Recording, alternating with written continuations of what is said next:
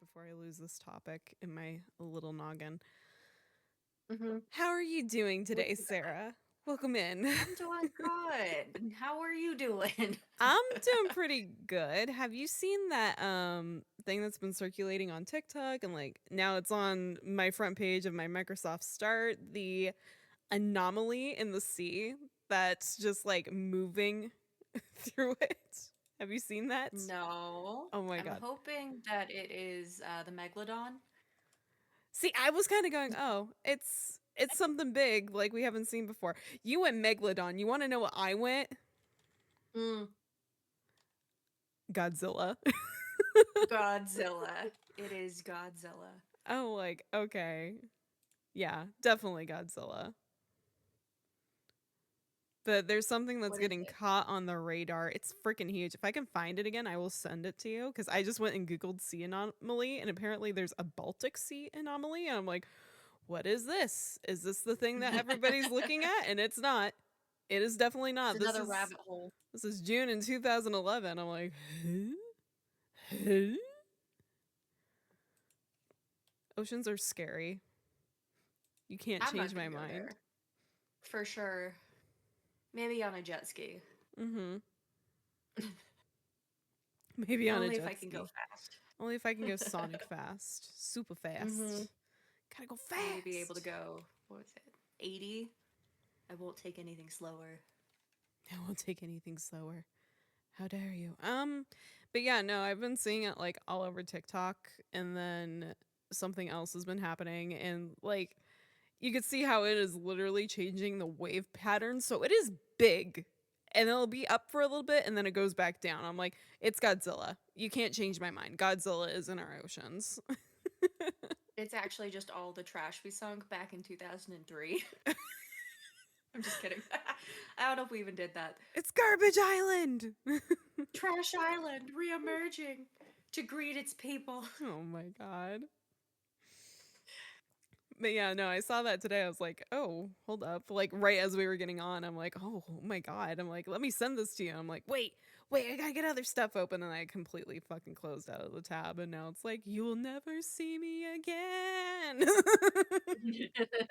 It's gone. Oh my goodness. I'm looking for it. She not there. She went, you'll never see me again. And I'm like, okay, that's fine. I guess I don't need this. Just go back to my archaeological news because that's all I ever Yep. get. Dinosaurs. Dinosaurs. Well, I get archaeology and then I get paleontology and then I get true crime once in a great while. I get a lot of haunted stuff too. That's like my main focus whenever I get on that and the Titanic. I don't know why the Titanic comes up so often.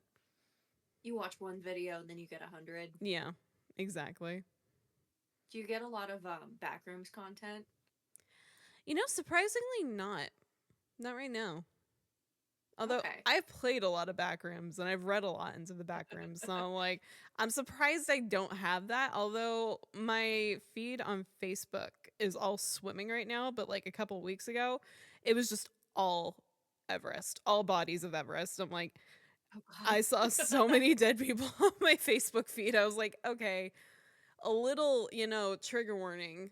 Like, cover that up. Why are we covering up like this cute little puppy, but not the frozen dead body on the side of a mountain? You need to look at it. The puppy is optional, but that dead body, man. Look at it. I'm like, oh my god, I don't want to. Please. You're like, I need to go take my eyeballs out and wash them in the sink. Well, especially like when you're scrolling, you're like swimming, and then you hit like, oh, delicious cake, and then it's like the next one up is body. I'm like, I didn't really need that, but thanks. The Facebook algorithm is not the same as the TikTok algorithm. It is very sorely trying and it is hitting and missing. Oh, I'm never on Facebook anymore. I usually just post pictures of me and my grandmas because those are who I am on Facebook for. Hmm. Me and the grandmas. I get on once in a great while, and my mom's like, "You need to go check your Instagram," because she sends me Instagram reels. And I'm like, I've probably seen a couple of them because usually it's like TikTok gets it first, and then Instagram reels comes out with it like 2 weeks later. So I'm sitting here, I'm like, I'm betting you sent me some of these that I've already Mm-hmm. seen. Straight from the source. Straight from the source. God, I don't get on TikTok anymore. It's because every time I get on, I'm on it for like 4 hours. Yeah, I got on the other day and it was light out, and then I looked out the window and it was dark. I'm like, how long have I been here? You're just teleporting into the future. You're like, what happened? What happened? I only watched 2 videos. How am I here? It's the next day. You're like 4 a.m. That's happened before too. That usually happens when I'm out here like doing something or like playing or anything, and I'll like look over and I've got this little sliver in my little tent over here, and I'll just see the light pouring, and I'm like, what time is it? Daylight hours. Daylight hours. Well, I was gonna have a national parks case for you today. However, the first references that I found for it are small. So I went looking for a bigger reference, and I found a book of a guy that actually went and talked to everybody. So that's going to come to you next week. Yay. This week, we're still kind of in the forest. Once again, hashtag keep Sarah out of the forest.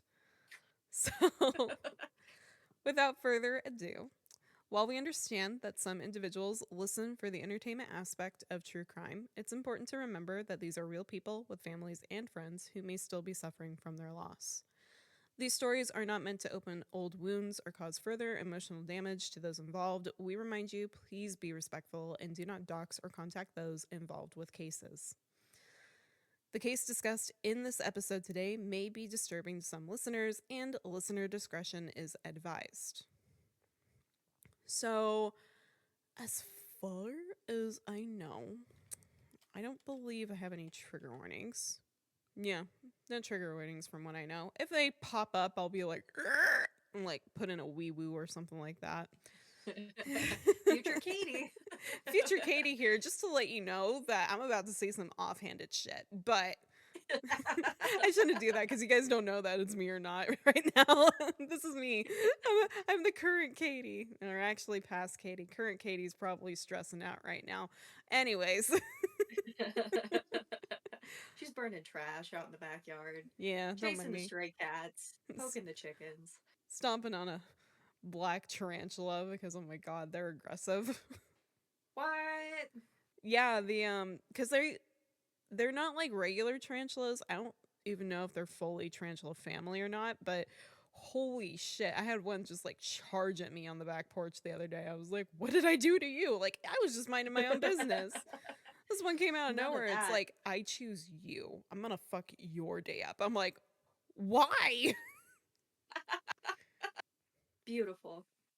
So, on the morning of August 9th of 1976, a truck driver by the name of Marvin Durant was traveling along a dirt road between 195 and US 341 near the Florence County line, about 25 miles east of Sumter, South Carolina, when he discovered the bodies of a young couple lying on the shoulder of the dirt road. Durant promptly managed to contact an employee, Charles Graham, at a nearby store, who in turn called the authorities. Both victims were described as white and in their early 20s.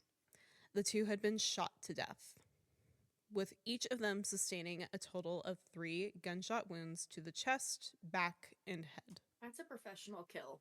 Mm-hmm. Yeah. Like that screams. Like if I've ever heard of one. That is a very execution style kill, in my opinion. Mm-hmm. The Sumter County coroner, Robbie Baker, determined the shots to the head proved to be fatal and that they were both shot with the same gun. However, both victims were still left in a recognizable state, meaning that the two had most likely not been deceased very long. The male victim was the first believed to be at the ages of 18 to his early 20s, but a forensic odontologist who later examined his dental records suggested that he may have been older than 27, however, looked younger due to his clothing and athletic build. His age range was updated from 18 to 30 years old after his case was entered into the NamUs database. He was around the height of 6 foot tall and was approximately 150 pounds with shoulder length brown hair, brown eyes, and a pale olive like complexion. He also had 3 scars: a 2-inch scar on his right shoulder area, and a 4-inch appendectomy scar. So he had had his appendix removed. Ew. He was found wearing a faded pair of Levi brand jeans, a red t shirt, and sandals. The t shirt read Coors America's Light Beer on the front, and a Camel Challenger GT Sebring 75 on the back, along with a Snoopy design. This shirt was apparently a promotional item from the Sebring races held in Sebring, Florida in 1975, which were sponsored by the Coors Beer Company. He also had a pack of Grant's Truck Stop matches, which were found in his pants pocket. They were believed to have originated from Grant's Truck Stop in the Middle West, or the Midwest. He wore a yellow gold Bulova Accutron wristwatch with a Twist O Flex band bearing a serial number. Using the serial number, investigators were able to determine that the watch was made in 1968.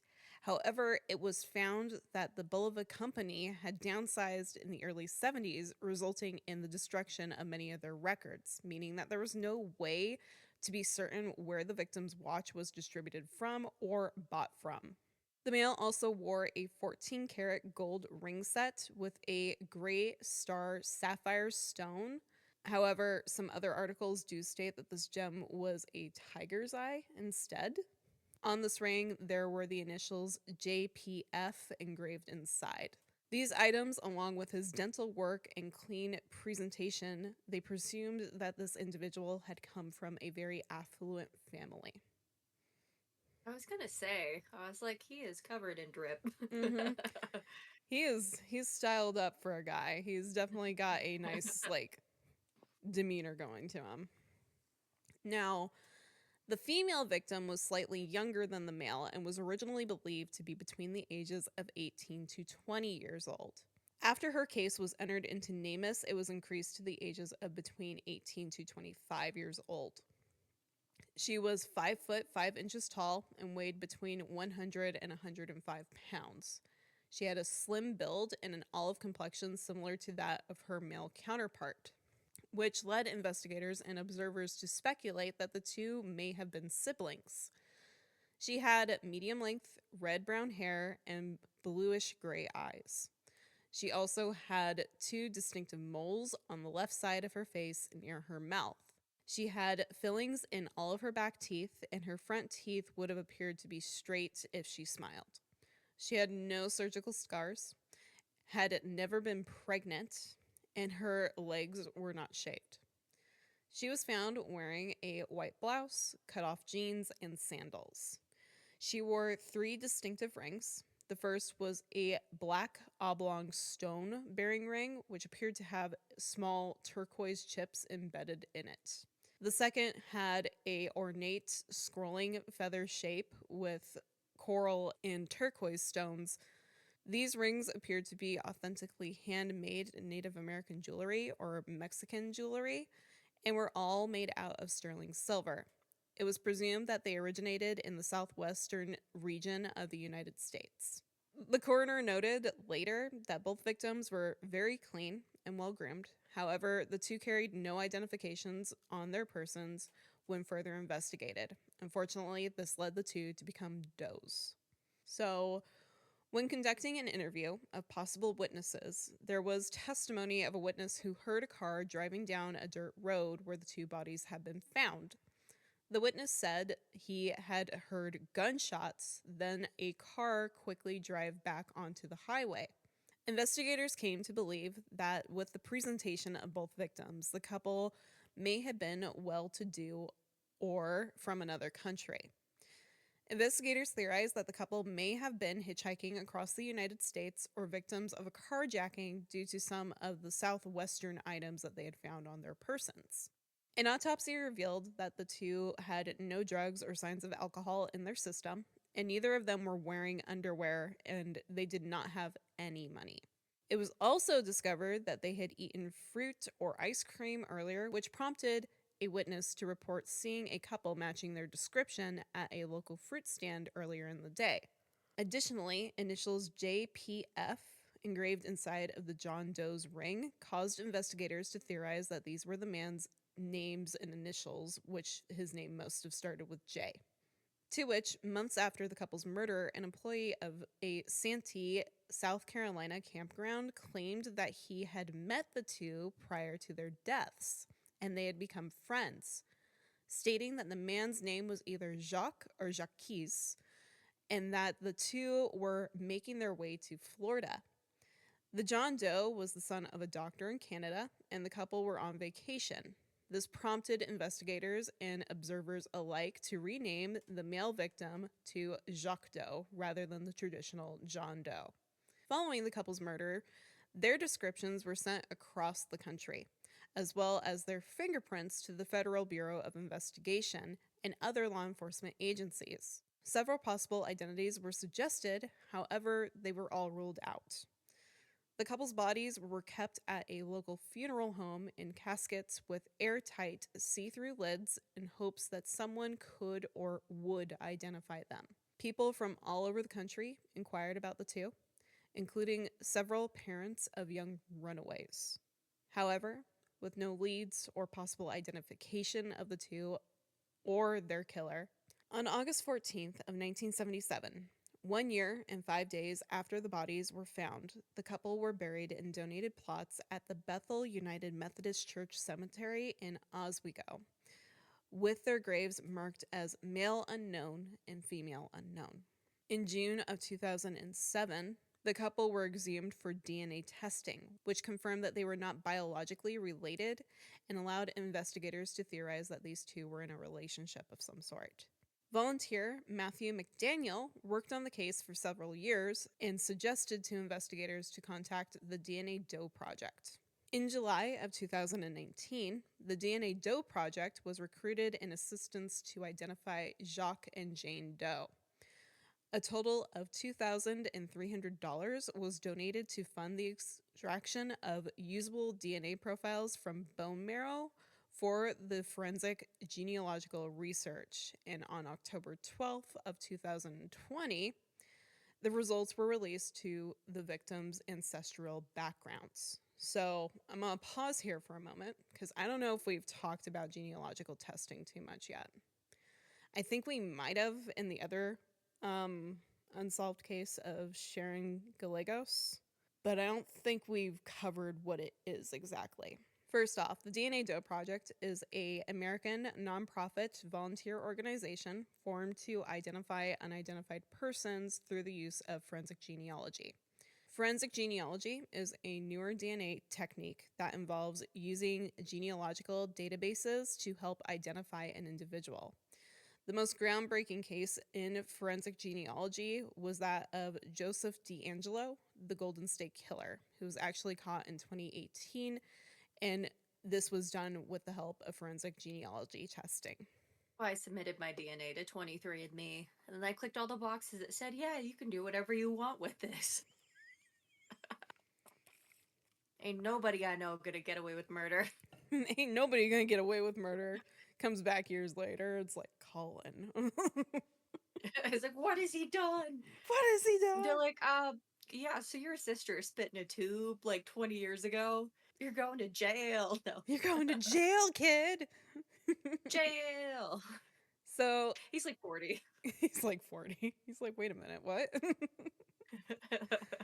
So, in the following year, and after a 44-year-long mystery, the DNA Doe Project and Sumter County Sheriff's Office announced that they had successfully aided with identifying the couple as a pair of American hitchhikers. Jane Doe was identified as Pamela Buckley, age 24, and Jacques Doe was identified as James Paul Freund, age 25, on January 21st of 2021 at a press conference. So there are some very well-dressed hitchhikers. Yeah. I'm like, this Dressed and very well bathed dressed hitchhikers, but you also got to remember that this is during a time where hitchhiking is popular to do. Oh, and you can like just be like, hey, you got a shower? Yeah, basically. Oh. Well, it's like you also have truck stops, so if they're like going with truckers and stuff and they're stopping at truck stops, you can obviously get a shower there. Granted, you have to pay for it and they didn't have any money on them, but that doesn't state that like they didn't have some form of money prior to their deaths. They might have been robbed. Yeah, it's still up in the air. Yeah. James Friend was last seen on December 25th of 1975 in Lancaster, Pennsylvania. And Pamela Buckley was last seen in Colorado Springs, Colorado on December 1975. Both were reported missing in 1975 and likely met while they were hitchhiking. Now, there are several prevailing theories regarding the homicides based on a compilation of various interviews and internet resources. These are theories and should not be considered actual accounts. I'm only going to name a few that seem to make the most logical sense, in my opinion, to this case, as there are some that seemed rather outlandish in what was going on. So, the most common theory is that the couple were involved in drug smuggling of some form of organized crime. The type of cause of death that the two faced was theorized to be an execution style murder, which is synonymous with mafia styled hits, I suggesting, believe that. yeah, I'm like, I can get behind that one. I'm like, that was definitely a very purposeful way to kill somebody. Chest, back, and then head. Mm-hmm. Yeah. So, this theory suggests that they were targeted for some reason. It wasn't discovered until several years after their deaths that the drug smuggling was running rampant with the ranks of IMSA Racing, which, if you remember, Friend's shirt was a IMSA Racing shirt from 1975 Florida's Sebring race. The second theory is that some speculate that the notable serial killer, Henry Lee Lucas, could have been involved with the murders. Lucas had told investigators that he was in South Carolina the day the two victims had died. However, due to previous outlandish claims and false confessions, he was responded to with skepticism of investigators. Lucas had confessed to two murders that occurred in Sumter County, an elderly woman in 1975, and a young man in 1983. Lucas died in 2001 due to heart failure and was never charged with any crime.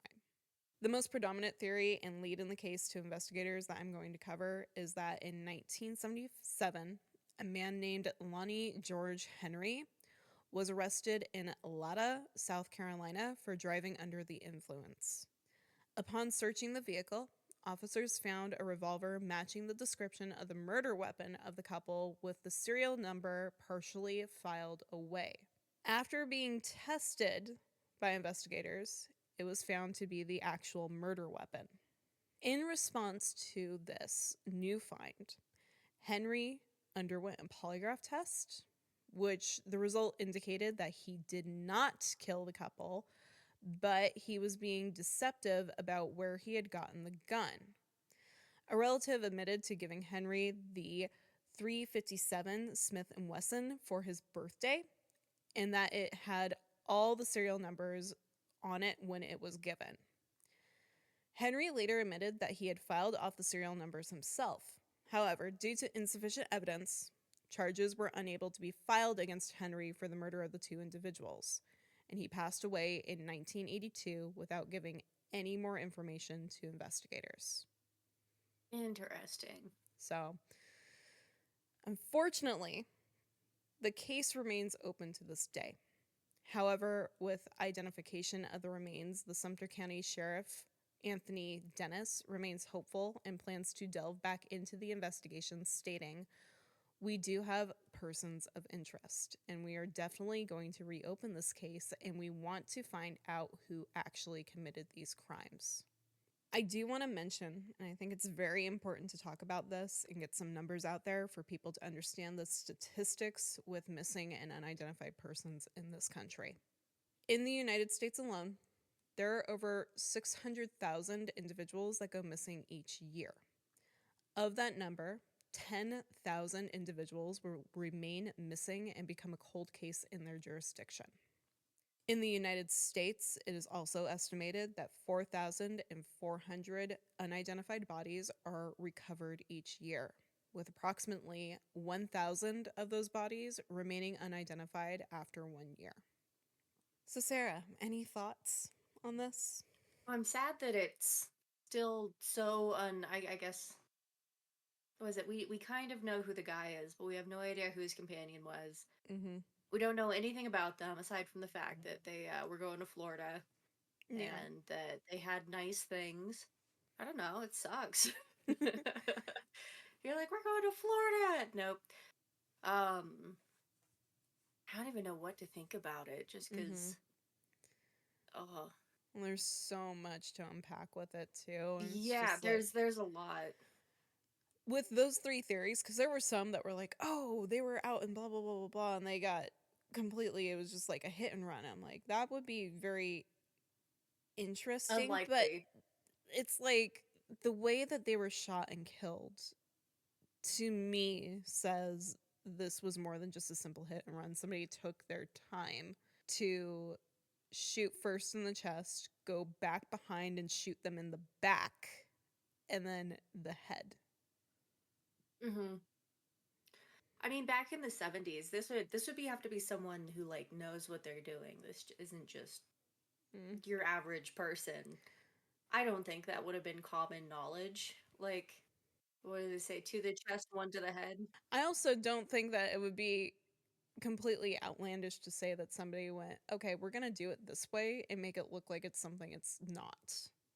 So, just to throw off investigators, because that shit Oh, that would be happens. smart. Yeah, That shit yeah. happens. So, I'm like, it's such a weird one to unpack. And I would hope that they do have some type of forensic evidence that they've collected from this case. However, once again, this is 70s ish. DNA didn't become a huge thing until the 90s. So it's like, how much Hmm. evidence did you actually collect off that scene? Did you get blood samples? Was there anything else that you could have grabbed? And then you got to think about anything else that's going on in that like frame of things. Like, are we looking at GSR? Obviously, we're looking at comparative factors with a gun, but Hmm. there's so much that you got to take into consideration there.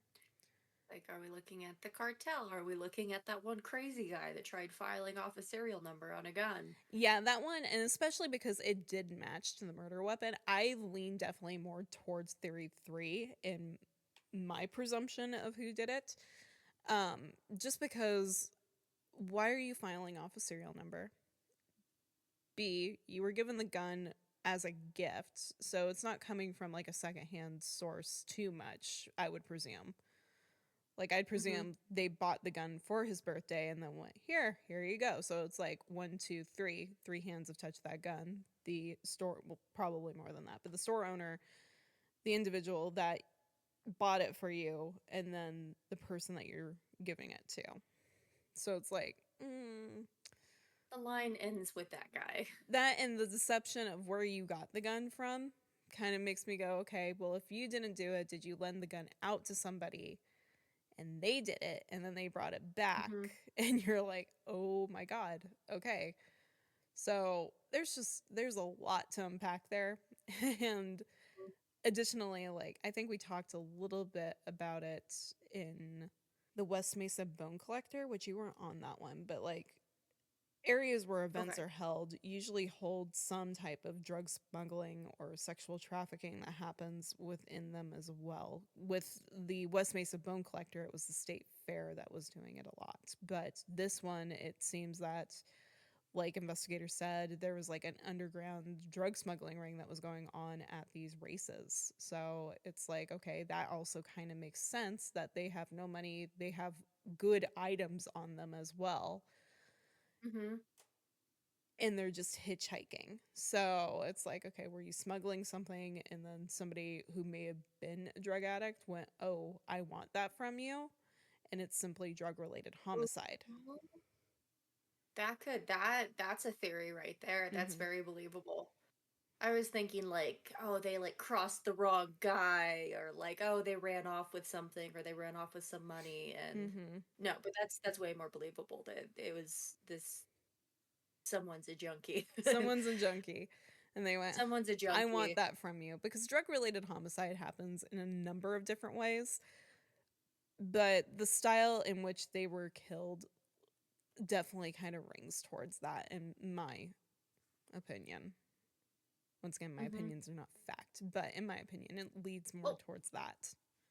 if we kind of dive into like the idea of someone who would know about like ways to kill people or any kind of like Mm-hmm. legal or criminal stuff, it would be someone who's involved in the drug world. Oh, absolutely. Those people know because they have to know. They might Mm-hmm. be crazy and doped up, but they know what's going on. They know what's going on. Ooh. They're like, I saw Frankie kill someone like this one time when I was just trying to get an 8 ball. This is I how don't we know. do it. Oh. Oh my god. But there are so many theories out there. But yeah, there are definitely some out there that I go, that doesn't really make sense to me. The Henry Lee Lucas one, while Henry Lee Lucas was known as the confession killer because he literally confessed to everything, we'll get into him. He is coming, okay? I promise you, I'm coming for his left shoe and I am fucking shitting in it because, oh my god, he pisses me off so fucking much. So, Fuck his shoes. fuck his shoes, fuck his dreams, fuck his nightmares. Get him out of here. Get him out of here. Pack a bag, Henry. What's your name? Lee Lucas. Lee Lucas. Well, it's Henry Lee Lucas and Otis Toole that were roaming around together. That is a whole fucking situation of fucked up. That's gonna be like a 5-part series. Just a heads up, guys. But Nice. yeah, look forward to him. He's coming, not soon because there's a lot to dig there. But yeah, no, he's. It makes a little bit of sense, and like if he was there, and if Otis's timeline lines up with that, I wouldn't necessarily discount him, but I would take his confession with a grain of salt. So I understand where investigators are like, I don't really trust you. But at the same time, it's like, could you have, though? If you were Hmm. here, and let's say, like, Otis is still traveling with you during that time, I don't remember when exactly they broke apart or came together. Could something have happened? Hmm.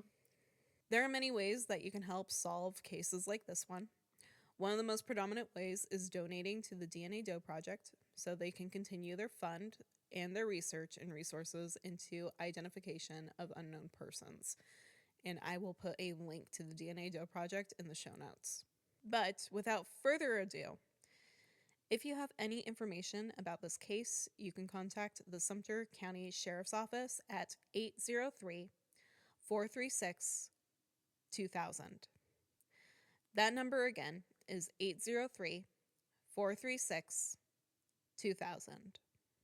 You can also submit a phone tip with Crime Stoppers at the toll-free number of 1-888 274 6372. That number again is 1-888 274 6372. You can also go to the website at www.midlandscrimestoppers.com and click Submit a Tip.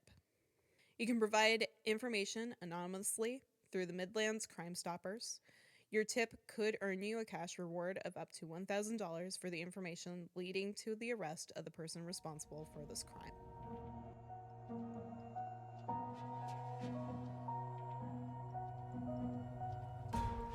Thank you again for listening to Spattered. Please make sure to follow the show on Facebook and Instagram at Spattered Podcast and on X at Spattered Pod. If you're enjoying the show, make sure to follow and leave a 5-star rating on Spotify, Apple Podcasts, Amazon Music, or wherever you get your podcasts from. If you're watching on YouTube, like this video, subscribe, and ring the notification bell to be notified when the show goes live or drops a video. As always, if you have a case request, any questions, or are interested in sponsoring the show, please email me at spatteredpodcast@gmail.com.